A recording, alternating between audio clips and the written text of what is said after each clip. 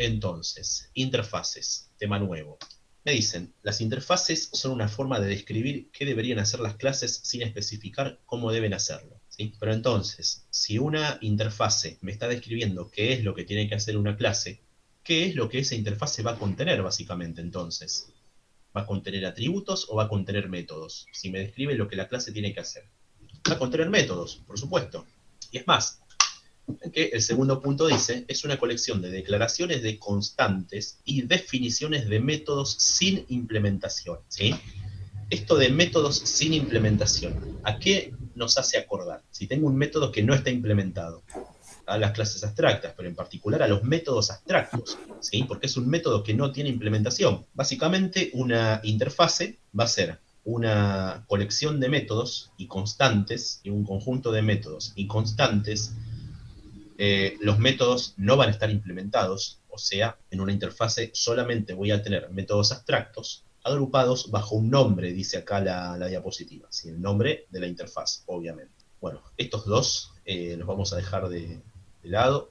Esto de no debe crecer, si se cambia el comportamiento de una interfaz, todas las clases que la implementen fallarán. O sea, sobre esto vamos a volver dentro de un rato. Lo que tenemos acá es la sintaxis para declarar interfaces.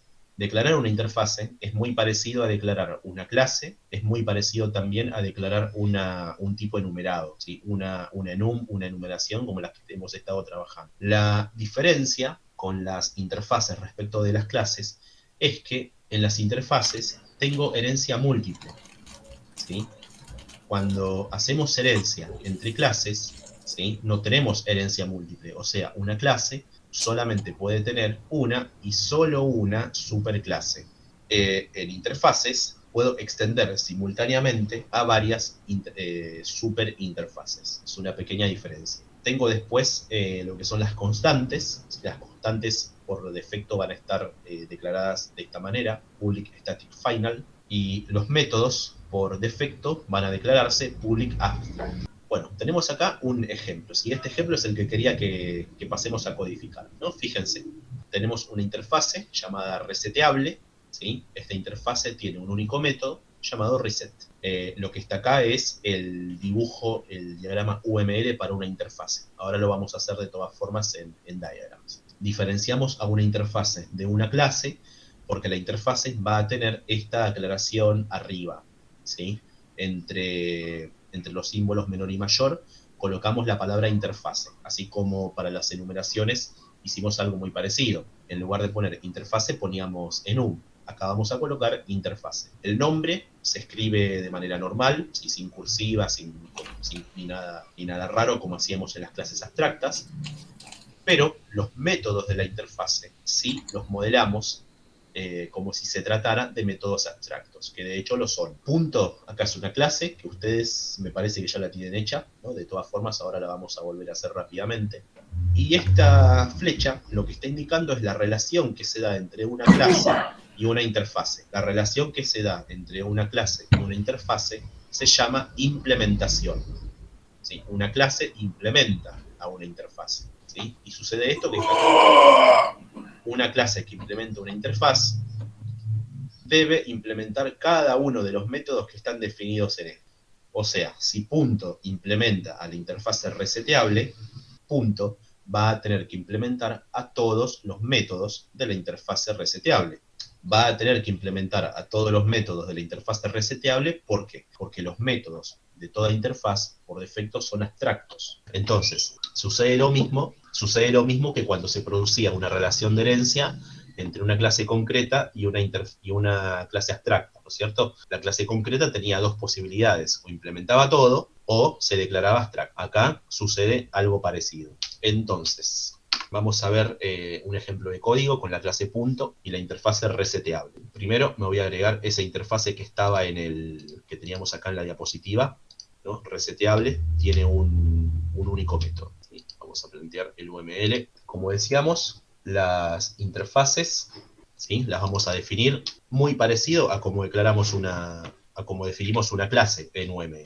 El nombre de la interfase en la primera fila, ¿sí? Y arriba le vamos a colocar la pequeña aclaración interfase. Tendré que plantearlo de otra manera.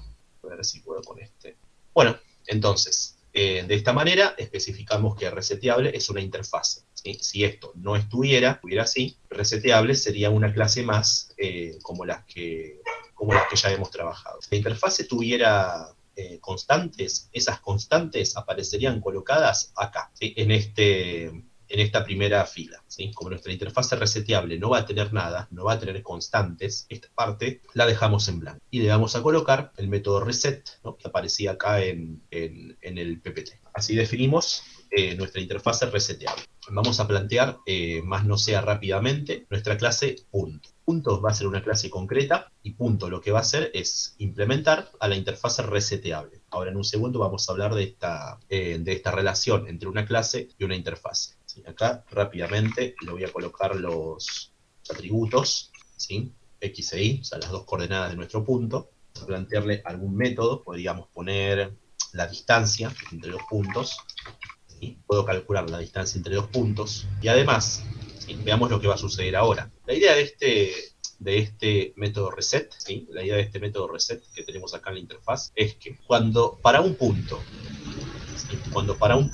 invoco al método reset, lo que va a suceder es que al punto lo voy a mover al origen, ¿sí? Cuando a partir de un punto se invoca al método reset, el punto se va a mover al origen. Entonces, lo primero que tenemos que decir es que punto, o sea, la clase concreta punto, implementa a la interfase reseteable. Y eso se hace de esta manera, ¿sí? Acá ya las conectamos. El tema es que esta simbología que tenemos acá, ¿a qué corresponde? ¿Sí? Esta flecha con este tipo de línea, ¿Adherencia?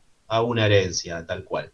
Esto que tenemos acá está representando herencia, pero entre una clase y una interfase, la relación no es de herencia. La relación se llama implementación, ¿sí? Y la implementación se modela de esta manera, ¿sí? El tipo de línea tiene que ser línea punteada. Esta simbología lo que está indicando es que punto implementa a la interfase reseteable. Pero si punto implementa a la interfase reseteable, ¿qué otra cosa tendría que hacer punto? Va a tener que implementar a todos los métodos de reseteable, punto va a tener que implementar a todos los métodos de reseteable, o bien punto no va a poder ser concreta y se va a tener que declarar abstracto. Como nosotros queremos que punto sea una clase concreta, colocamos a reset o reset como un método concreto en la clase punto. Entonces, en resumen, si una clase implementa a una interfase y la clase es concreta, entonces la clase obligatoriamente va a tener que implementar a todos los métodos declarados en la interfase. Si la clase por algún motivo no quiere implementar a todos los métodos declarados en la interfase, entonces la clase se tiene que declarar abstracta, ¿sí? Se tiene que declarar abstracta por lo mismo que decíamos hoy antes del receso. Todos los métodos definidos en la interfase, por definición, son públicos y abstractos. No están implementados. Pero si una clase tiene un método abstracto, entonces la clase tiene que ser abstracta. Entonces, vamos a codificar esto. Normalmente, acá, lo que conviene hacer, si en realidad no es lo que, más que lo que conviene, es lo que hay que hacer, porque si no, no podría producir esta relación. Lo que hay que hacer acá, primero, es implementar a las interfaces. Entonces, vamos a dar clic derecho en el paquete, nuevo, y ahora voy a elegir interfase. ¿Sí? Se me va a abrir este cuadro de diálogo, vamos a colocar el nombre de la interfase, y finalizamos. ¿Sí? Y acá tenemos la declaración, ¿no es cierto? Lo mismo que nos decía el PPT. La visibilidad, la palabra reservada interfase, y el nombre de la interfaz. Bueno, lo que tengo que hacer ahora es declarar un método, lo que en este caso es un único método público y es de tipo void. Este método no va a tener implementación, con lo que esto me queda así, ¿cierto? Public void reset. También podría haber hecho esto, colocado únicamente void reset. ¿Y esto qué quiere decir? Este método reset por defecto va a ser público y además va a ser abstracto. ¿Sí? En una interfase no puedo tener métodos que no sean abstractos. Set y cualquier otro método, esto es público y abstracto. ¿Sí? Puedo escribir esto, public abstract, pero no tiene mucho sentido, ¿no es cierto? Si yo tengo un método que está dentro de una interfase, por definición, y no me queda otra posibilidad, o sea, no me queda otra posibilidad que sea público y abstracto. ¿Sí? Lo podemos dejar así. Bueno, vamos a implementar la clase punto. ¿sí? Agrego una clase al paquete. Esto me lo voy a llevar para acá. Y ahora le vamos a decir a punto, lo vamos a relacionar con la interfase reseteable. Implements. Y esta relación entre una clase y una interfase es de implementación y se indica de esta forma. Punto, implements, reseteable. Por supuesto, ya arrancamos con un error. Vamos a ver cuál es. Fíjense qué dice. El tipo punto, o sea, la clase punto, debe implementar el método abstracto heredado reseteable.reset. ¿Sí? O sea, como en reseteable tenemos un método abstracto denominado reset y punto es una clase concreta, entonces la clase punto tiene que implementar a ese método abstracto que se está trayendo de la interfase reseteable. Lo vamos a hacer ahora dentro de un rato. Vamos a comenzar con los atributos de nuestro punto, x e y. ¿Sí? Vamos a hacer el constructor. Vamos a colocarle dos constructores, uno por defecto y uno parametrizado. El parametrizado va a recibir las dos coordenadas y el constructor por defecto va a crearme un punto en el origen, o sea, en las coordenadas 0, 0. ¿Sí? No va a recibir parámetros. Lo vamos a plantear así. Y esto que estoy haciendo acá, este this que puse acá, con estos dos argumentos, recordemos que lo que está haciendo es invocar al constructor parametrizado dentro de la misma clase. O sea, cuando se quiera crear un punto usando el constructor por defecto, lo que va a suceder es que se va a invocar al constructor parametrizado con estos dos argumentos, ¿no? Con el parámetro x valorizado en 0, 0 y con el parámetro y valorizado también en 0, 0. La otra posibilidad acá es hacer esto. Bit.x es igual a 0, 0, y es igual a 0, 0. Pero estoy escribiendo de más. Si esto ya lo tengo escrito, siempre me conviene reutilizarlo. ¿Sí? Y para eso, en este caso, recurrimos a this. Nos queda una cosa más, esto sigue tirando error, y es porque hay que implementar al método reset. Write, public void reset, ¿sí? Implementamos el método reset. Vean que esta parte es exactamente igual que aquello que hacíamos con las clases abstractas. Override, el método, o sea, la firma del método sin el modificador abstract. Abrimos las llaves y colocamos la implementación. ¿Y qué es lo que este método va a hacer? Y bueno, va a volver a llevar al punto al origen. Convendría acá también, a ver, tenemos que plantear el método distancia, pero bueno, ahora lo vamos a hacer. Básicamente, reset lo que va a hacer es llevar al punto al origen, lo que quiere decir valorizar sus coordenadas x e y en 0, 0.0, ya que se trata de un doble. Faltando entonces el método distancia. ¿Sí? Este método lo que va a hacer es calcular la distancia entre dos puntos, ¿no es cierto? Uno de esos puntos va a ser el objeto llamador, o sea, lo vamos a usar a partir de this, y el otro punto va a ser el punto que nos pasen como argumento. ¿Sí? Entonces, public doble distancia, o, lo voy a llamar, llaves. Pregunto, ¿cómo hago para calcular la distancia entre dos puntos? Es cierto que lo hice un poco rápido a esto, entendiendo que ya lo han codificado antes. A ver, restar x del punto actual con el del punto del parámetro. Bien, me dice Diego una suma, muy bien. Cristian Torres, y con y tengo que hacer lo mismo. Bien, tiene un nombre eso, ¿cómo se llama? ¿Teorema de quién? El teorema de Pitágoras, bien, Nicolás. Bien, básicamente a esto hay un montón de formas diferentes de codificarlo. Yo voy a elegir la más corta, y es la siguiente. Voy a recurrir a este método hypot de la clase math. Este método lo que va a hacer es calcularme una hipotenusa. Entonces, a la coordenada x del punto que me llega como parámetro, o sea, a o.x, tengo que restar this.x. Por otro lado, a la coordenada y del punto que me llega como parámetro, yo tengo que restar la coordenada y del punto actual, ¿no es cierto? O sea, del punto a partir del cual estoy invocando a este método. Acá hay un tema, ¿no es cierto? O sea, hay algo que es medio raro, y es esto, este o.x y este o.y. Esto, en realidad, ¿por qué funciona? Si x e y son privados, ¿no es cierto? X e y son privados, pero ¿por qué esto anda entonces? ¿Por qué no tengo error acá? Bien, estoy dentro de la misma clase, ¿sí? O sea, o.x está bien, es o.x, x es privado, pero estoy dentro de la clase punto. Por lo tanto, lo puedo invocar a X. Bien, vamos a probar esto. ¿Sí? No voy a hacer una prueba unitaria, sino que voy a agregar una clase más, ¿sí? Para probar. A la que voy a denominar .main, y va a ser la que tenga al método main. Esto me lo voy a traer acá, y esto lo podemos sacar. Bueno, me voy a crear dos puntos. Un punto va a estar en el punto 1, 1. El otro punto va a estar en el origen. Bien, entonces ahora, calculemos la distancia entre ellos. A ver qué es lo que da esto. Vamos a ejecutarlo. Bueno, y tuvimos este resultado, que es conocido, que es raíz cuadrada de 2, ¿sí? Con lo que este resultado es correcto, o sea, el método de distancia está funcionando sin problemas. Vamos a agregarle una cosita más a esta clase, que seguramente la hayan visto ya, y es lo siguiente. Yo lo voy a escribir, ustedes me dirán si lo vieron o no. ¿Trabajaron con el profe Leo, el toString? Sí, Cristian, joya. ¿Qué es el toString? ¿Para qué lo uso? Devuelve el nombre de la clase. Bueno, bien. Por defecto, vamos a ver qué es lo que sucede. Fíjense, en casos conviene usar este método. Yo acá trataré de hacer lo siguiente. ¿Qué es lo que estoy queriendo hacer acá? Estoy queriendo mostrar por pantalla, ¿no? println muestra por pantalla, estoy queriendo mostrar por pantalla al punto 1 y al punto 2. Acá hay un problema, porque si yo ejecuto esto, vean lo que voy a obtener.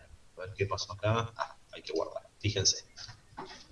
Aparece todo este choclo que no sé lo que es, o sea, acá hay algo que sí lo puedo leer, pero esto no me dice nada. Acá también. Esta primera parte lo que me está diciendo es el tipo de datos, o sea, el tipo de la clase al que pertenecen estos puntos, ¿sí? Pero eso no me dice nada, eso ya lo sé, lo puedo leer acá. Quiero que veamos la diferencia si llegara a escribir algo acá. Eso que aparece ahí, o sea, todo eso que aparece acá, ¿sí? estos números, ¿sí? No son basura, ni son el espacio de memoria en donde ese objeto está siendo guardado. Esto se llama hashcode, ¿sí? El hashcode se escribe así. ¿Sí? El hashcode, o sea, dicho rápido, si que no quisiera no quisiera profundizar con esto, es un hash, ¿sí? Básicamente, o sea, un conjunto de letras y números, ¿sí? Que lo que se genera a partir del estado que este objeto tenga. El estado, recordemos que eran los valores que las variables miembros, que los atributos, tenían en un momento dado.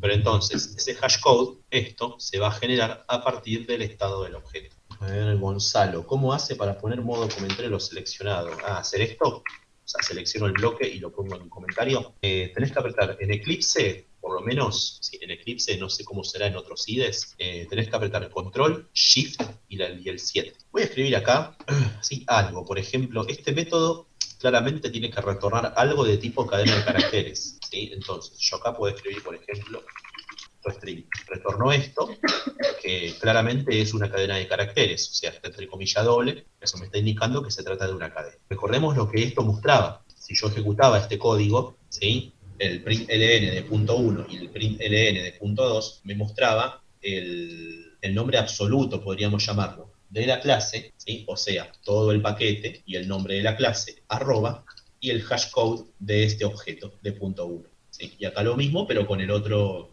objeto de tipo. Vean lo que sucede cuando ejecuto este programa ahora. Fíjense lo que apareció. Apareció toString.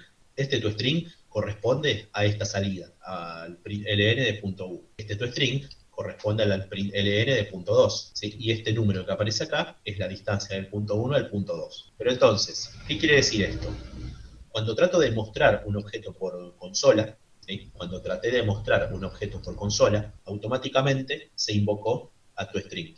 Si yo cambiara esto, vean que la salida de esto que tenemos acá, ahora va a pasar a ser, ¿no? Casualmente, lo mismo que estoy colocando acá, como retorno de este método. Este método, esto que está pasando acá, con este método, va a suceder siempre, ¿sí? Toda vez que trato de mostrar por consola, ¿sí? En realidad esto es un poco más general, pero toda vez que trato de mostrar por consola, ¿sí? Que trato de mostrar por pantalla a un objeto, se va a invocar al método toString para la clase a la que ese objeto pertenece. Entonces, fíjense, como punto 1 pertenece a la clase punto, o sea, es de tipo punto 1, es de tipo punto, y punto 2 también es de tipo punto, entonces, ¿a quién se va a invocar? Al toString, de la clase punto. ¿Por qué es útil esto? A este método normalmente se lo usa para mostrar por pantalla el estado que un objeto tiene. O sea, yo acá podría haber escrito, por ejemplo, punto x, la coma, será más para concatenar, perdón. Ahora sí. Y vamos a ver qué es lo que pasa acá. Ejecuto, y fíjense lo que salió ahora, ¿no es cierto? Son las coordenadas de cada punto. ¿Sí? Punto 1 tiene las coordenadas 1, 1. Punto 2 tiene las coordenadas 0, 0. Si ejecuto esto, el primer punto tiene las coordenadas 1, 1 y el segundo punto tiene las coordenadas 0, 0. Normalmente a este método se lo usa justamente para esto, ¿sí? Para mostrar el estado o parte del estado de un objeto. Pero bueno, entonces, tenemos que nuestro método de distancia funciona bien, aprendimos cómo mostrar el estado de un objeto mediante este método toString, que vean que se llama automáticamente, o sea, sin necesidad de hacer esto. ¿Sí? No hace falta invocarlo explícitamente, o sea, el resultado obtenido acá sería el mismo. Probemos nuestro método reset. Si yo reseteara al punto 1, si yo reseteara al punto 1, las coordenadas del punto 1 tendrían que ser 0, 0. Vamos a probarlo, ¿no? Punto 1, en primer lugar, tenía las coordenadas 1, 1, luego tiene las coordenadas 0, 0. Por lo tanto, este reset que implementamos a partir de la interfase reseteable funciona, ¿sí? Funciona bien. Este método generalmente se lo llama representación en cadena. Y cuando hablamos de representación en cadena, automáticamente tenemos que entender que nos estamos refiriendo al método toString. No, exe, las interfaces no es que se usan para resetear. Esta interfase en concreto sí, pero en general, recordemos que la interfase lo que te va a definir es un conjunto de comportamientos. Ahora, justamente ahora iba a ser una clase más para que se vea mejor cuál era la utilidad de usar interfaces. ¿Sí? Las interfaces las podemos usar, así como vimos el ejemplo anterior con clases abstractas, las podemos usar para lograr polimorfismo. Voy a implementar una clase más, ¿sí? Y a esta clase la voy a llamar puntuación, por ejemplo. Esta clase, justamente lo que me va a representar es un puntaje, algo recontra sencillo, simplemente para probar esta interfase reseteable. Yo acá voy a decir que esta clase implementa a reseteable, ¿sí? Entonces, voy a colocar rápidamente un atributo al que voy a denominar valor. Le voy a poner un constructor parametrizado. Sí, esta parte la voy a hacer un poquito rápido. Bueno, y como esta clase implementa a reseteable, entonces necesitamos, esa puntuación, sí o sí, tiene que implementar al método abstracto definido en reseteable, que es set, ¿sí? Entonces, métodos. Este método reset, ¿qué es lo que va a hacer? Me va a volver el valor de mi puntuación a 0. Le voy a colocar el método toString también. Entonces, fíjate, exe, que acá también aparece contestada tu pregunta, ¿no es cierto? De alguna manera, porque acá estamos usando a la interfase reseteable, o sea, en este caso, si es el caso de la clase punto, reset tiene un comportamiento determinado, volver al punto al origen. Si es el caso de la clase puntuación, reset tiene otro comportamiento que, por un lado, acá no estamos tratando con puntos, sino con un valor puntual, ¿sí? con un valor concreto que es el valor que corresponde a una determinada puntuación. Reset lo que hace acá es volver el valor a 0. Reset lo que hace en la clase punto es volver al punto al origen, ¿sí? Entonces, tengo clases diferentes que comparten ese comportamiento que es el hecho de poderse resetear, pero dependiendo de la clase, el comportamiento es distinto. ¿Distinto en qué sentido? Un punto no se resetea de la misma manera en que lo hace una puntuación, por ejemplo. Sin embargo, con lo que me tengo que quedar de esto, a pesar de que el comportamiento sea diferente, yo sé que si agarro un punto o si agarro un puntaje, perdón, una puntuación, las puedo resetear. ¿Y cómo sé que los puedo resetear? Porque implementan a la interfase reseteable. ¿El public toString es el mismo que hizo en la clase anterior? Es parecido, devuelve algo diferente, ¿eh? Mirá, Ah, acá devuelve esto y acá devuelve esto. O sea, porque obviamente el estado de una puntuación, el estado de un objeto tipo puntuación, no es el mismo que el estado de un objeto de tipo punto. Con las interfaces podemos lograr también polimorfismo. Por ejemplo, acá, fíjense, yo puedo definir variables cuyo tipo de dato sea la interfaz. ¿Sí? Acá estoy definiendo una variable R cuyo tipo de dato es reseteable. Entonces, la pregunta ahora es, ¿qué objetos puedo meter en algo que es reseteable? ¿Sí? R es una variable de tipo reseteable. ¿Qué objetos puedo almacenar en esta variable R? Y cosas que sean reseteables. Pero que algo sea reseteable quiere decir que implementa a la interfase reseteable. Por lo tanto, ¿qué tipos de objetos voy a poder guardar en esta variable R? ¿Un objeto tipo double? No, porque es reseteable. ¿Sí? Un doble no es reseteable. Puntuación y punto, nos dice Karen acá. Bien, como punto y puntuación son reseteables, fíjense que implementan a la interfase reseteable. Entonces, objetos del tipo de esas clases, ¿sí? Objetos de tipo punto y objetos de tipo puntuación, pueden ser almacenados en una variable del tipo de la interfaz. O sea, puedo hacer esto, ¿no? Y además, puedo hacer esto. Vean que esto que estoy haciendo acá también es polimorfismo. Porque si yo acá invocara al método reset, acá al método reset, ¿sí? Vamos a hacer una salida por pantalla, y lo mismo acá abajo. Este reset al que se va a invocar acá, en esta llamada, va a ser el reset de punto. ¿Por qué? Porque en R, ¿sí? Que es una variable tipo reseteable, estoy almacenando un objeto de tipo punto.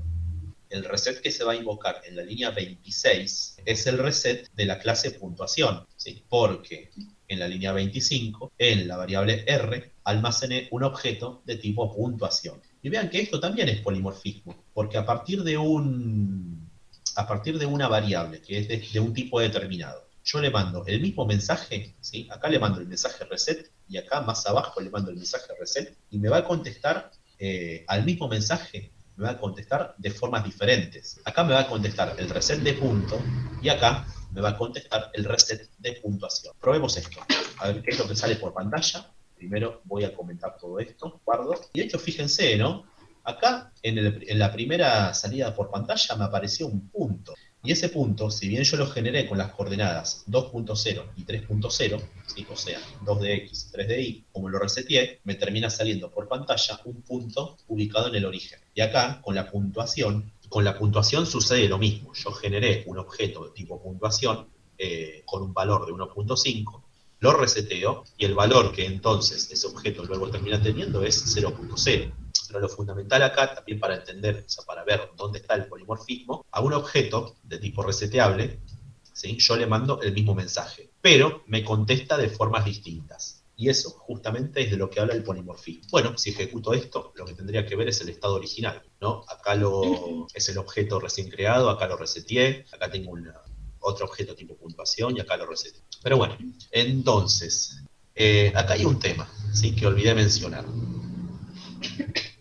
Esto que estamos haciendo acá ya es polimorfismo, ¿sí? Aunque estemos invocando al mismo método.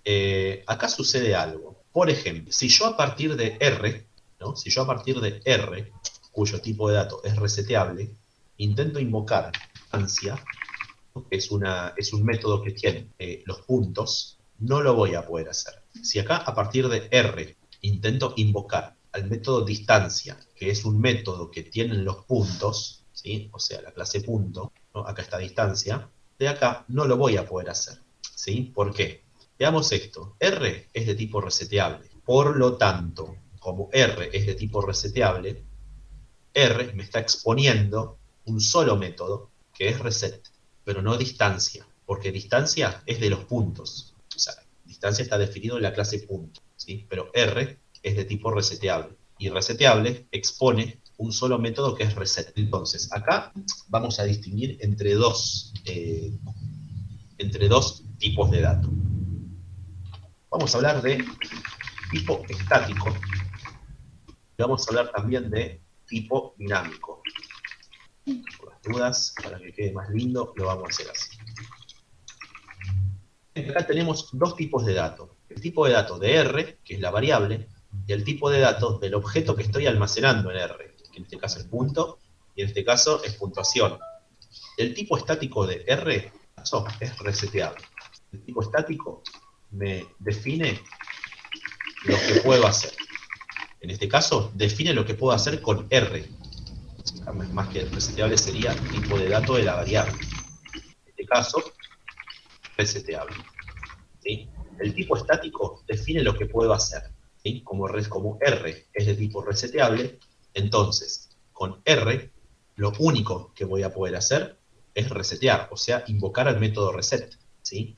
Otra cosa no puedo hacer con algo de tipo R. Ahora, el tipo dinámico es el tipo de datos del objeto que almaceno en esa variable, en este caso, punto o puntuación, ¿sí? Y define cómo hago lo que puedo hacer. ¿Esto qué quiere decir?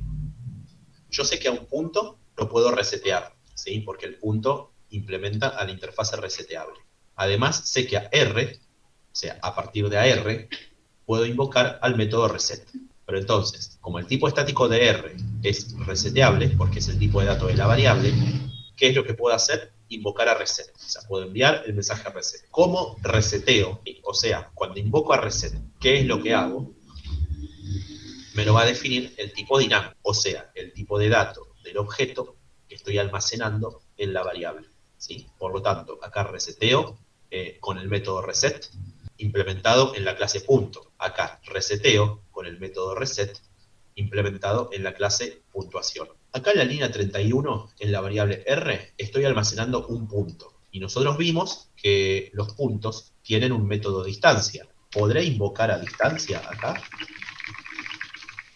De la clase punto r.distancia, ¿no? Y esto no lo puedo hacer, ¿sí? Porque distancia pertenece a la clase punto, pero no está definido en la interfase reseteable, que es la que tipifica a la variable R, ¿sí?